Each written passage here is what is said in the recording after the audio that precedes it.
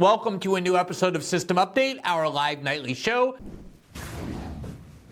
Tonight, in case you didn't get enough of Russiagate hysteria during the 2016 presidential campaign, when Trump's alleged collusion with the Kremlin was the dominant storyline of the Clinton campaign's attack, and in case you still didn't get enough of it during the entire first Trump presidential term, when talk of PP tapes and dossiers and Russian blackmail and Robert Mueller was the leading story in the United States for years.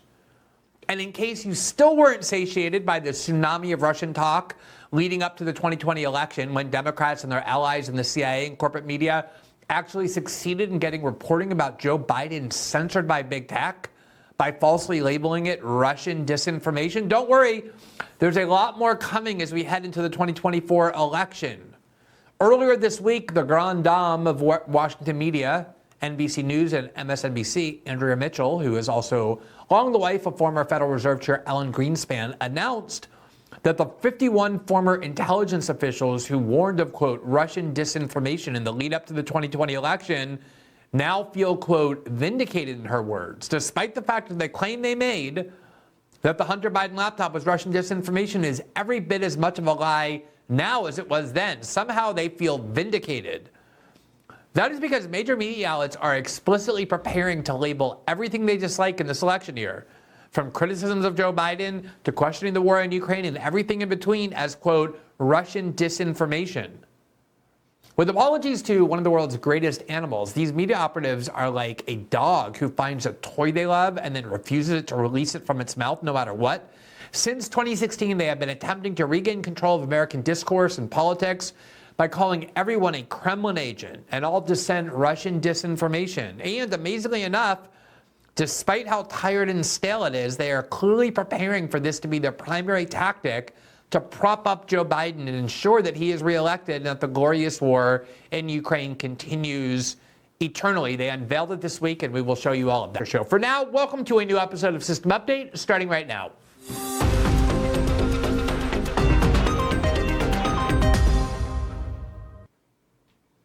United States political and media culture have been completely dominated for the last 8 years by one single story, namely an attempt to breed fear and hysteria and hatred toward the Russians. This is something very familiar in American political history. For decades, Americans were conditioned to view Moscow and the Kremlin as these arbiters of all things evil, as these grave threats. And somehow, even when Russia completely changed the ideology of its country, when it ceased being a communist empire in the late 1980s with the fall of the Iron Curtain and the Berlin Wall and the breakup of the Soviet Union into multiple states, even when it essentially joined the world of capitalism, with the United States helping to elect the Russian president, Boris Yeltsin, who followed Mikhail Gorbachev, the last Soviet leader. Even with all of that, these tactics have never really changed. Every time there's some kind of a failure in American political life, or a failure on the part of the elite class, or some grievance, or some social ill, American elites instinctively, instead of accepting blame for themselves, have this scapegoat in Moscow that they encourage everybody to blame instead of blaming them. And as a result, it has led to this utter obsession with Russia. If you're a critic of the Democratic Party or bipartisan wars in Washington, or question Joe Biden in any way or any of his policies, you will automatically be declared to be a paid agent of the Kremlin, as I just was right before I went on the air by a regular MSNBC contributor who said to me, how much are you paid by the Kremlin? They mean this earnestly. It's a brainworm that they are consumed by, and they just can't, they genuinely believe it. It's not only a tactic. They have talked themselves into the fact that everywhere they look, there's like a Russian lurking under the bed, controlling everything that they dislike about the world. And this was the main theme of the 2016 election. It was the primary attack line for the first term of the Trump presidency.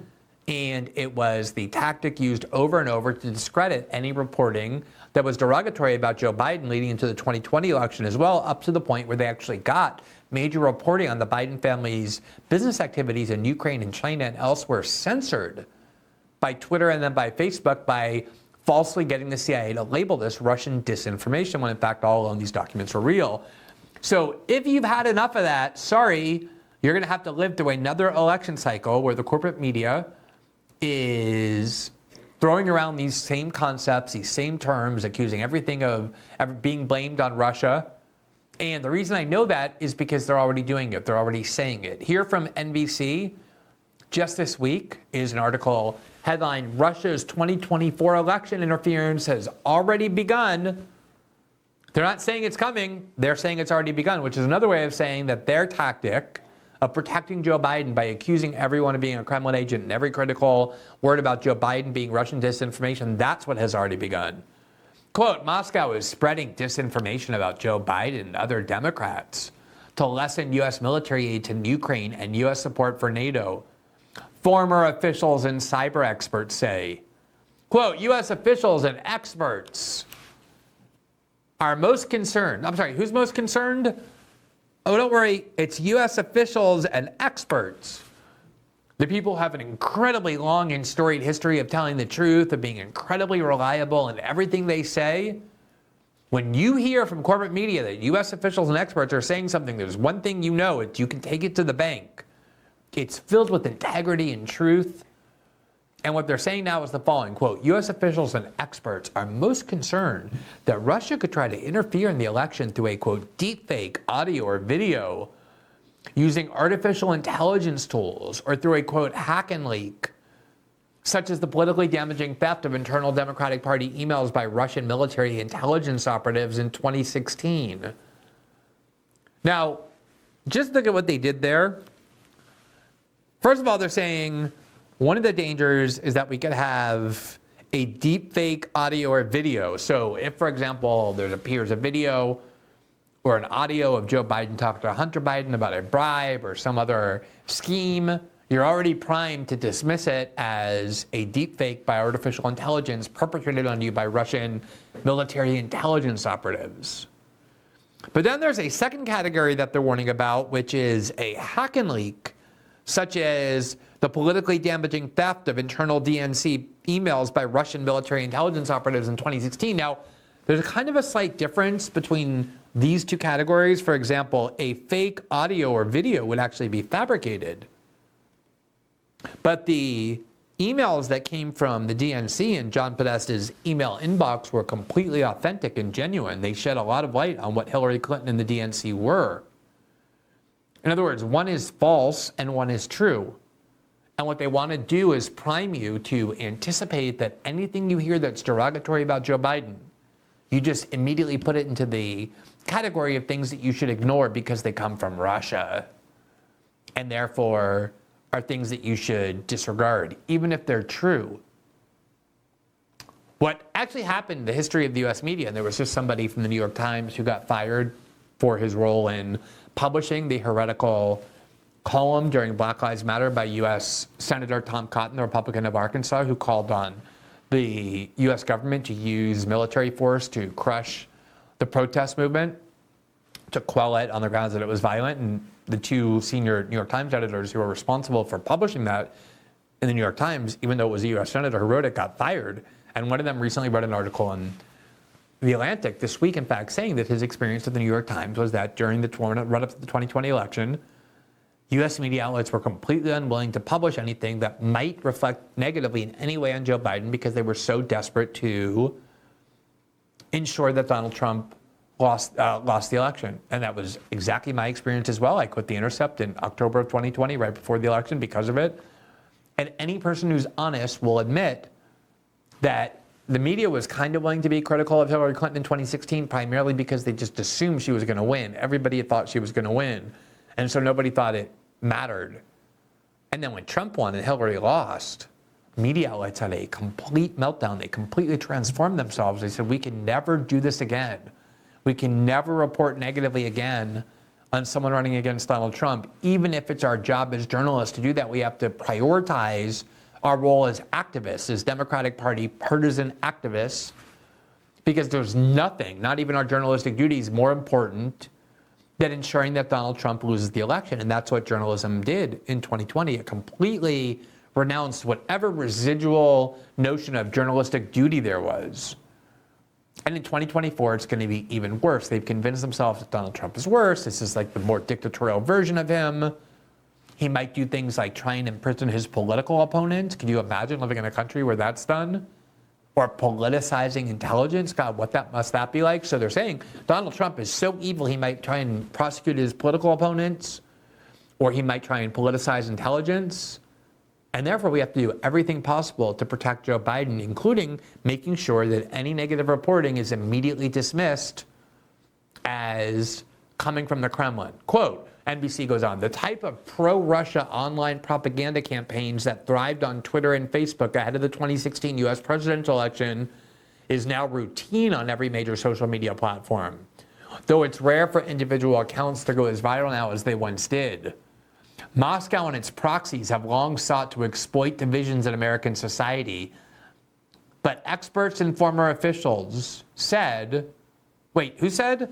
Oh, okay, so you know what's coming is true because experts and former officials said it, that, quote, Trump's false claims that the 2020 election was stolen, the country's deepening political polarization, and sharp cuts in disinformation and election integrity teams at X and other platforms provide fertile ground to spread confusion, division, and chaos. And what they mean by confusion, division, and chaos is anything that challenges their political views. That it's urgent that the war in Ukraine continue, that the U.S. should fund it, that Donald Trump must lose, that Joe Biden must win. Anything that contravenes that, they regard automatically as Russian disinformation or things that are coming from Russia and its proxies. So that was NBC News. Here is the Washington Post, reading as always from the exact same script. From February 26, Russia looms over yet another Trump presidential campaign. Quote, new praise of Moscow and a refusal to condemn Putin underscore the former president's persistent admiration of the country. I mean, honestly, I'm exhausted reading that. Just the words in that sequence have been so overused. They spent all of 2016 accusing Trump of loving Vladimir Putin. And he went on to crush Hillary Clinton. They spent all the first presidential term accusing Trump of the same thing, and then in the 2020 election. And Trump, despite facing some of the worst conditions a elected incumbent president can face, including financial decline as a result of the COVID lockdowns and the like, came very close to winning that election. So the fact that they think this is going to work again, or work for the first time, like Americans are going to go to the polls based on who loves Putin or who doesn't, when polls show not only Trump leading in all the key swing states, but even now Trump leading, even if he's convicted of a crime. There's been recent polling data saying even if he's convicted of a crime, we would still vote for Trump. The fact that they're so desperate and out of ideas that this is all they can do is actually pathetic. But as we've seen, it can have real world and very dangerous effects, such as continuing to pump up American fixations on Russia. Here's the Washington Post. Quote, the former President Trump has repeatedly expressed a fascination with Russia. There is definitely someone fascinated with Russia, but I don't think it's Trump. Quote, lavish praise on Putin and refused to stand up to the Russian president on a range of issues, from interfering in the 2016 presidential election to invading Ukraine almost exactly 2 years ago. Now, let's just remember two things. When Russia annexed Ukraine, they did that in 2014 when Barack Obama was the president. When Russia invaded Ukraine in 2022, they did that when Joe Biden was the president. There were no invasions during Trump's presidency by Russia, no attempts to seize more territory. This all happened under a Democratic president, two Democratic presidents, not Donald Trump. On top of which, as we've been through many times before, it was Barack Obama who refused to send lethal arms to Ukraine, and Trump did that. So all of this is fiction, on top of being paranoid. Quote, Trump's reluctance to forcefully confront Russia and his regular adulation of Putin have long raised the question, with Trump, why do, quote, all roads lead to Putin? As then Speaker Nancy Pelosi, a Democrat from California, memorably asked in 2019 during a contentious cabinet room meeting. These are news articles saying, as Nancy Pelosi memorably asked, what does What does Russia have on Trump? Now, they unleashed Robert Mueller and his team of A-list prosecutors with unlimited subpoena power and unlimited resources for 18 months. And not only did they find no evidence of any kind to support this insane, deranged, demented, paranoid conspiracy theory that the Russians have blackmail power over Trump, Mueller barely mentioned it in the report because it was something he didn't even think was worth dignifying. And yet the most partisan Democrats continue to insist that this is not just a story, but the most important story. And if you think I'm exaggerating, here is the Boston College history professor, Heather Cox Richardson, who has become the most popular writer on Substack by churning out just one article after the next that's just anti-Trump agitprop, pro-DNC, talking points. She makes $5 million from all the subscriptions that earns, because feeding liberals paranoia about Trump and Russia is by far the easiest way to get rich overnight in politics, and she has done that very well, very successfully. And here's what she tweeted today, quote, "Very important article from Josh Marshall at the Talking Points memo. Extra points for, quote, Russian dirt safari. The more I think about it, the more it seems the main story of the past decade has been Russian disinformation to undermine U.S. democracy." Just imagine how insulated in a partisan bubble you have to be to believe that the main story confronting the United States is Russian disinformation and Russian attempts to subvert American democracy. But this is not a tactic. This is what Democrats really believe. Here is former House Speaker Nancy Pelosi on with former Biden spokesperson, and still Biden spokesperson, she just works at MSNBC now, Jen Psaki. And they were talking about, you'll never guess, Russia. And here's what Nancy Pelosi said. This is not in 2016 or 2018 before the Mueller report came out. This is just last week on MSNBC. Putin is probably the richest person in the world. Probably the richest person in the world. Forget all these ratings that people have. The richest person in the world. He's also the most, well, not the most evil, stiff competition for that honor, but nonetheless among the top 3 or 4 most evil people in the world. What does he have on Donald Trump that he have to constantly world? Look at Jen Psaki's face as Nancy Pelosi spreads this insane conspiracy theory in 2024 that Donald Trump is being blackmailed by Vladimir Putin. Look at the smug, knowing, arrogant smirk on that face of hers. Jen Psaki was one of the people who spread the CIA lie right before the 2020 election that the Hunter Biden laptop was Russian disinformation.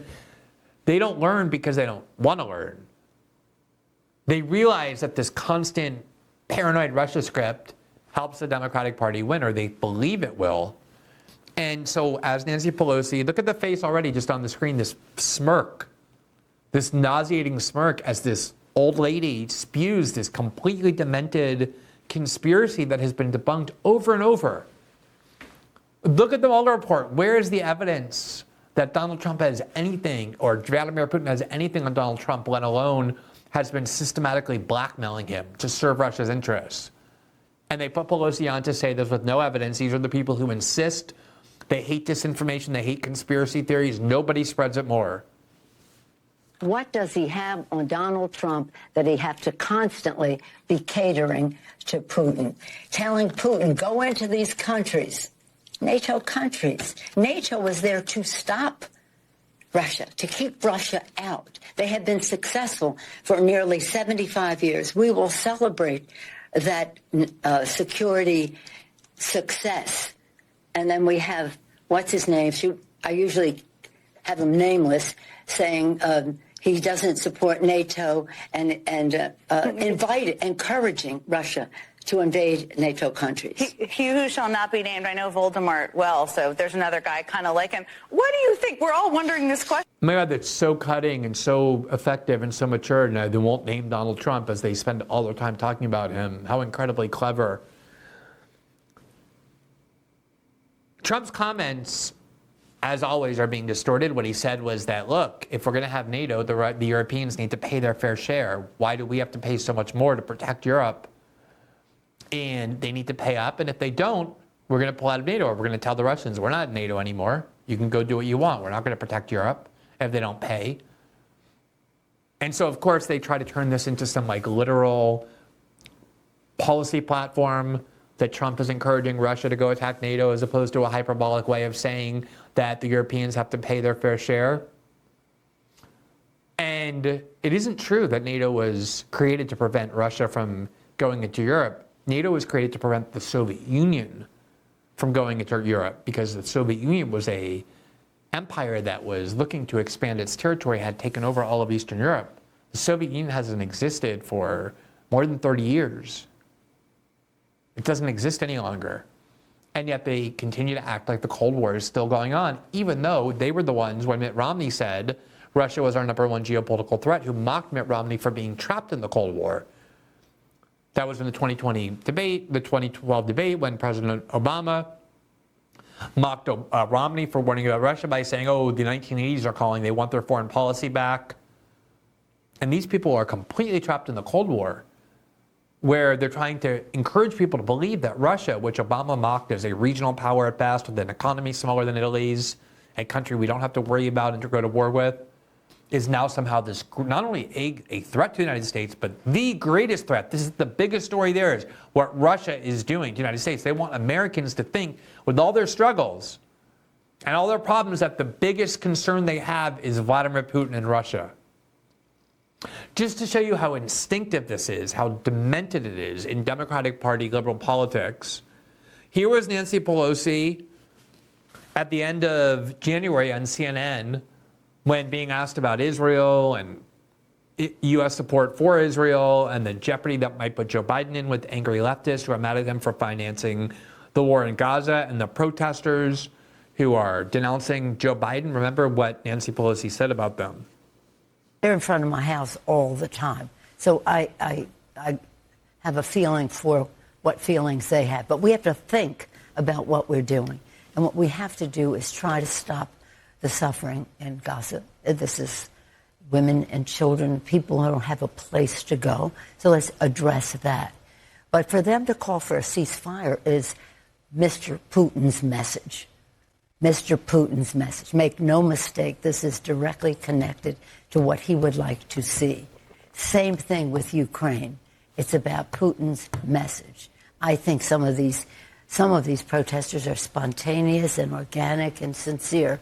Some, I think, are connected to Russia. And I say that having looked at this for a long time now, as you know. You think some of these protests are Russian plants? I don't say they're plants. I think some financing should be investigated.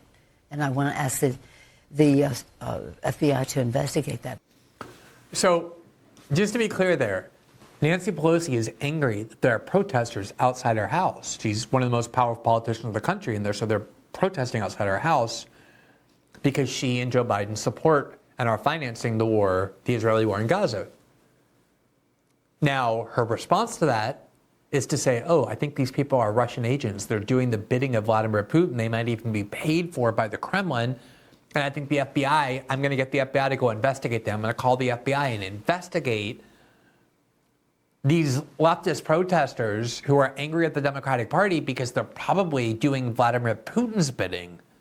Because somehow it's Vladimir Putin who cares so much about the Israeli-Palestinian conflict, and it's he who wants a ceasefire, and therefore anybody who is against U.S. financing of the war in Israel must be a Kremlin agent. You see how reflexively they label anyone that disagrees with them or that criticizes them as Russian agents, to the point that she even calls on the FBI like it's her personal security force. Go investigate these people, these Americans who are exercising their First Amendment right to protest. Go investigate them. Here is Andrea Mitchell, as I said, the grande dame of American politics and NBC in Washington. From this week, she said, ex-American spies warned that the Hunter Biden scandal had Russian fingerprints. They feel vindicated now. She's referring there to the 51 ex-U.S. intelligence agencies who fabricated a lie that the Hunter Biden laptop had all the hallmarks of Russian disinformation, and then Natasha Bertrand at CNN turned that into, or rather at Politico at the time, turned that into a headline that said, Hunter Biden laptop story is Russian disinformation, former U.S. spies warn. And these media outlets have never retracted that lie they helped spread, and now they're actually claiming that they're vindicated. Even though the Hunter Biden laptop has always been genuine and still is. Here from NBC News is our colleague Ken Delaney, notorious for spreading CIA talking points.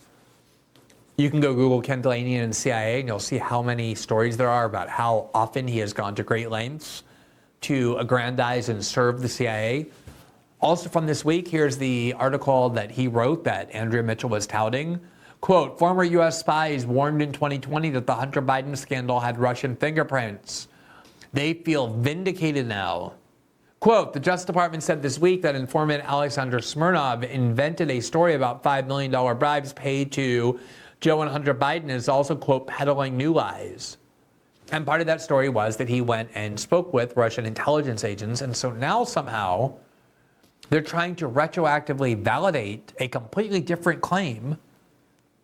One of the most egregious lies they told to protect Joe Biden in the 2020 election, that the Hunter Biden laptop was fake, that it was fabricated, that it couldn't be trusted, that it was Russian disinformation. Even though they themselves, once Joe Biden was safely elected, admitted that the laptop was in fact genuine. So you see this kind of avalanche, and they always are reading from the same script because it's a coordinated messaging and propaganda campaign in which they're engaged to try and prime the American public, the voting public, to believe that any stories that are coming in 2024 that in any way make Joe Biden look bad or question him, or anybody who criticizes Joe Biden should presumptively be assumed to be a Russian agent, even if it's not just on the question of Israel and Palestine. If you are in any way undermining the Democratic Party's electoral interests, according to Nancy Pelosi, you should be investigated by the FBI as a suspect of being an arm of the Kremlin. That's how insane these people are, how demented they are, how reliant they are on conspiracy theories that are paranoid and based on no evidence. But it is absolutely the only tactic they have, and that's why they've repeated it in 2016 and 2020 and intend to not just repeat it, but escalate it as we head toward the 2024 election.